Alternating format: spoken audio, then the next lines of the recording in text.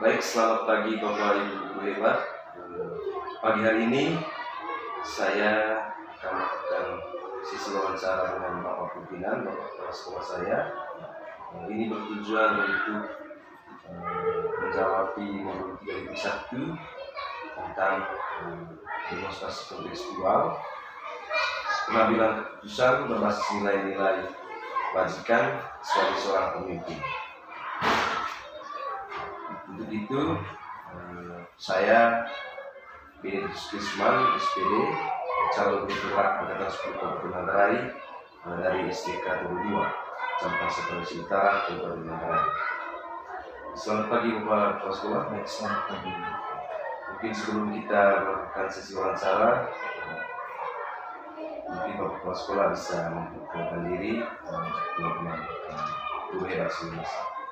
Baik, terima kasih atas kesempatan yang diberikan kepada saya. Yang pertama, selamat pagi untuk teman-teman guru hebat semuanya. Tentu pada kesempatan yang baik ini saya patut berbangga dan bersyukur bahwa di antara teman-teman guru-guru hebat semuanya ada di antara kami yang mengikuti calon guru penggerak. Jadi di awal kesempatan yang baik ini, saya memperkenalkan diri saya sebagai pimpinan di lembaga STK 22. Nama saya Serafens Rahman, SPDDR, berlaku sebagai kepala sekolah di lembaga STK 22. Kemudian dalam hal ini di sini kami turut mendukung kegiatan dari rekan sejawat kami ini dengan bentuk kegiatan seperti ini. Jadi ini bagian dari bentuk dukungan kami. Baik, mungkin itu perkenalan singkat dari saya. Selanjutnya waktu saya berikan kembali kepada Pak Beni. Terima kasih Bapak. Seperti yang saya sampaikan sebelumnya tadi bahwa wawancara ini berhubungan dengan pengambilan keputusan berbasis nilai-nilai kebajikan sebagai seorang pemimpin. Selama ini kira-kira Bapak mengidentifikasi kasus-kasus yang merupakan dilema etika atau rujukan moral itu seperti apa? Baik, terkait dengan cara atau model mengidentifikasi kasus-kasus seperti itu, sejauh ini saya biasanya tahu kalau ada dilema etika saat ada konflik antara aturan sekolah dengan kebutuhan siswa. Di antaranya contoh konkretnya misalnya ada siswa yang tidak mengenakan pakaian seragam yang sesuai dengan jadwal yang ditentukan. Misalnya pada hari Senin yang seyogianya menggunakan pakaian nasional, tetapi ada anak-anak yang menggunakan pakaian lain, seragam lain. Misalnya menggunakan pakaian pramuka atau pakaian yayasan. Itu contoh-contoh konkret. Kemudian ada juga contoh-contoh lain. Misalnya siswa atau murid terlambat datang sekolah. Kemudian ada juga contoh kasus lain, tidak menggunakan sepatu, menggunakan sandal, tetapi dia punya niat untuk tetap datang sekolah. Jadi kira-kira itu salah satu contoh untuk mengidentifikasi kasus demikian. Terima kasih Pak. Baik.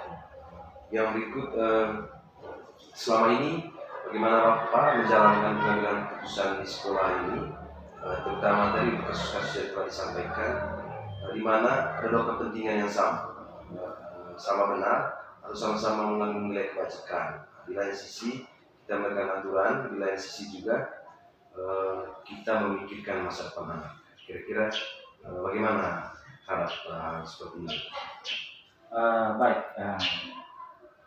selama ini terkait dengan hal serupa, biasanya saya melakukan atau mencari solusi atau alternatif itu mengajak beberapa orang ke dalam bentuk tim, kemudian pertimbangkan semua sisi dari masalah dan dampaknya sebelum kalian memutuskan. Tetapi sejauh ini lebih konkret, kebetulan saya memandang di lembaga SPK Kedua ada guru yang lebih senior, sehingga hemat saya beliau-beliau ini yang bisa diajak untuk berkolaborasi, meminta masukan.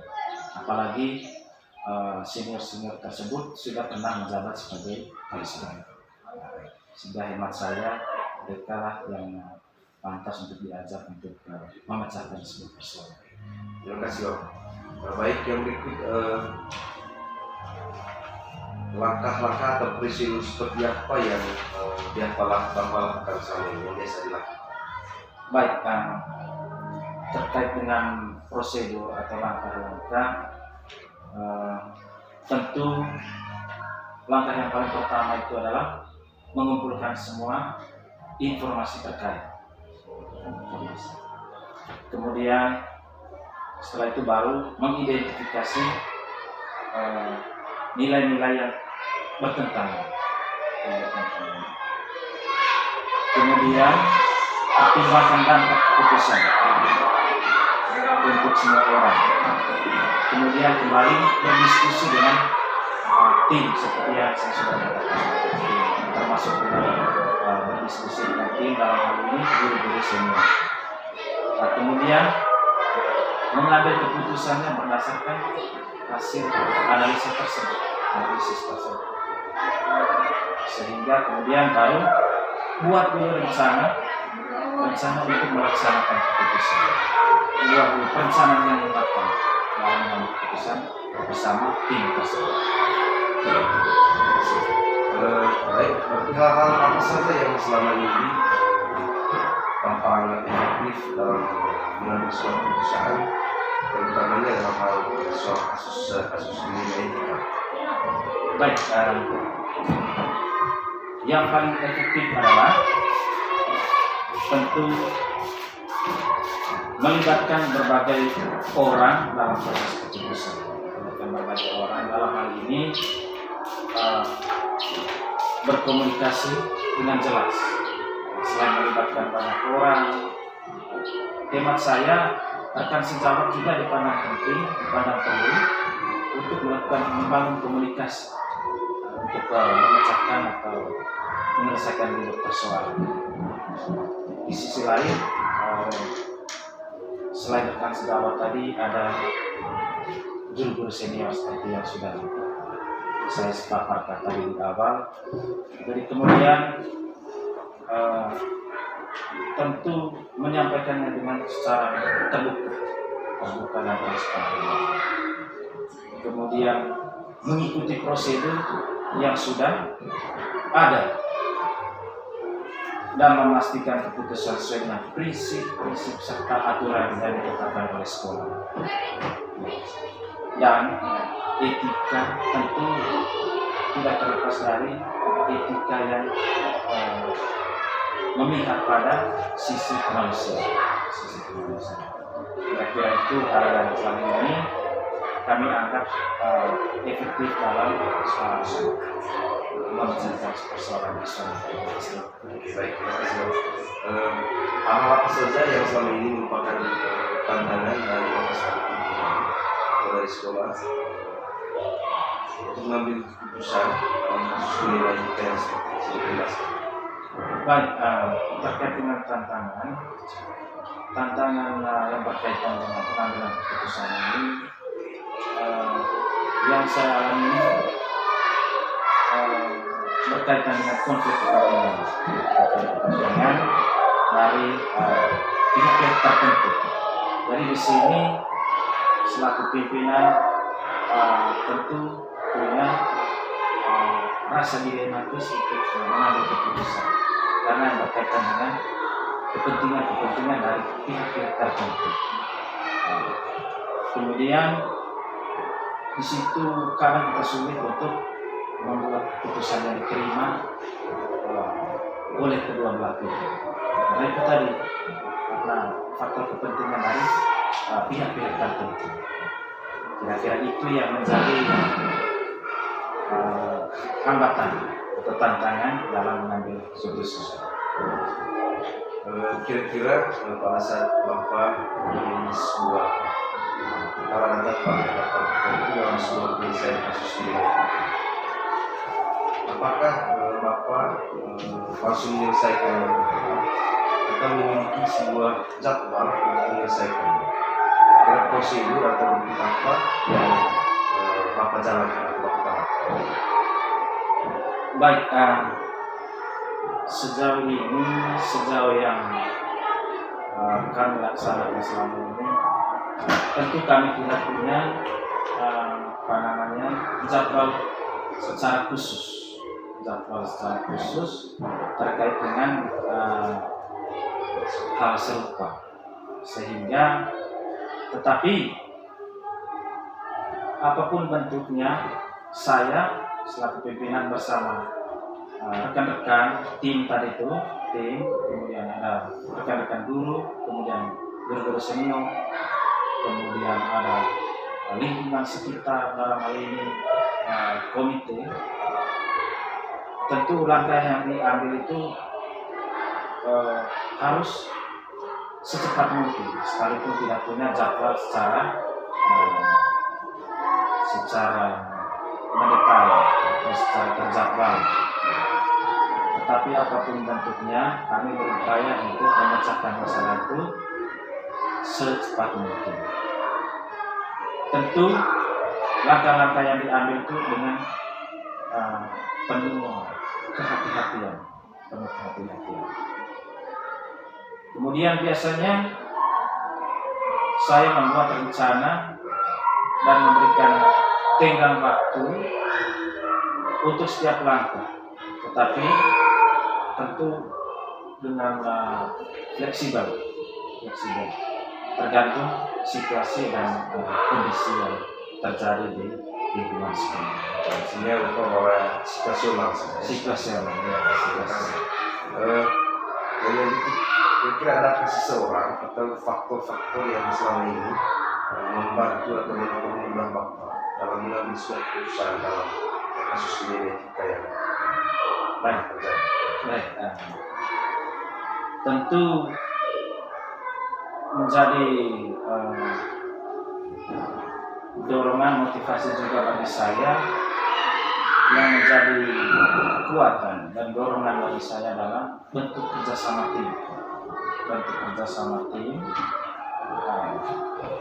Kemudian terkadang saya juga melibatkan elemen-elemen di luar sekolah, untuk menjadi mediator. Jika perlu mendapat pandangan tambahan, dukungan dari keterlibatan seluruh warga sekolah juga memudahkan proses keputusan. Tetapi pada prinsipnya dukungan dari tim yang komplek, bukan sejauh saya ulangi tadi, dukungan dari guru-guru atau rekan-rekan senior. Baik, yang berikut pertanyaan terakhir saya sekaligus dari semua hal yang telah disampaikan dan yang dijabarkan oleh pimpinan Bapak, pelajaran apa yang dapat Bapak dari pengalaman selama ini dalam mengambil sebuah keputusan dan genetika ini juga termasuk bagaimana pernyataan untuk Bapak dari pengalaman. Baik, dari sekian duduk persoalan yang sudah ditanyakan oleh kami ini selaku calon guru penggerak, sejauh ini saya belajar bahwa unsur keterbukaan dan transparansi itu sangat penting dalam pengambilan sebuah keputusan. Saya juga belajar bahwa penting untuk mempertimbangkan semua aspek dan dampak dari keputusan tersebut.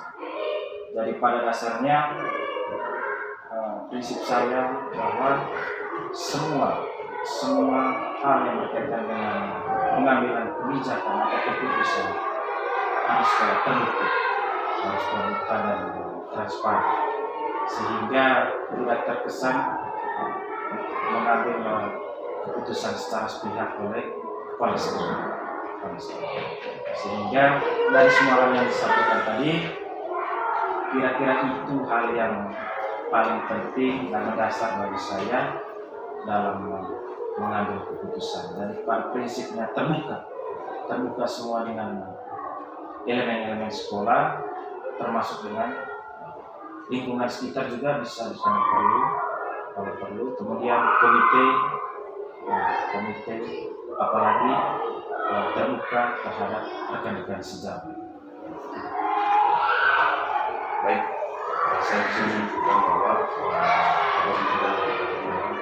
komunikasi itu sangat penting untuk semua elemen-elemen stakeholder di sekolah maupun sebenarnya mengelola seperti komite, kita komunikasikan dengan mereka.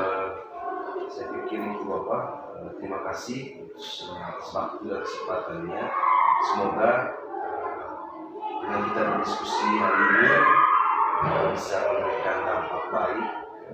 Dalam hal ini kita akan lebih dewasa lagi dalam mengambil sebuah keputusan di etika, karena pada intinya bahwa keputusan kita ini harus betul-betul berpihak pada diri dan terbuka yang seperti disampaikan tadi, transparan, komunikasi yang paling utama, bahwa segala bentuk keputusan yang kita ambil benar-benar harus mempertimbangkan dari segi unsur keadilan, unsur etika, dan juga yang paling utama adalah bagaimana berpihak pada masyarakat.